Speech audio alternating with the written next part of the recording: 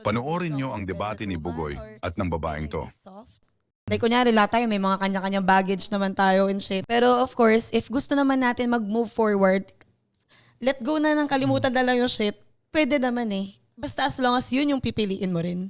Pero madaling sabihin sa babae. Mahirap gawin. Pero ang sa babae, naiintindihan ko yung challenge bilang babae dahil kayo nga, very emotional creatures kayo. So kahit sabihin niya, hindi, mag-heal na ako. Kinabukasan, hindi yun ang feeling mo. Kasi right now, ang generation ng mga babae ngayon, they're starting to step up na rin.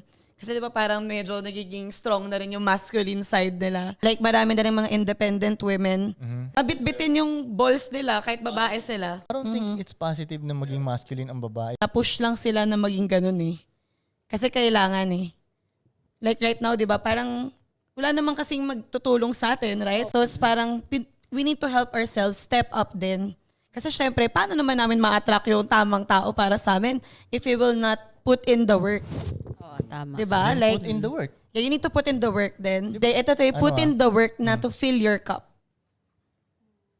Yung cup mo, yung Pero the self-love. more na masculine mo yung sarili mo, nababawasan yung cup mo. Mahirap talaga, pero you really need to be feminine para mahanap mo yung tamang para sa'yo. Yes, you need to be feminine pa So, rin. kailangan Diba? mong pigilan yung Kailangan mo pa rin pagkamasculine yung feminine So mo, parang no? meron talagang struggle between sa babae kung ano ba, should I be a strong independent woman or can I be soft? Kasi ang hirap, Tama. diba? Sarap maging soft, no?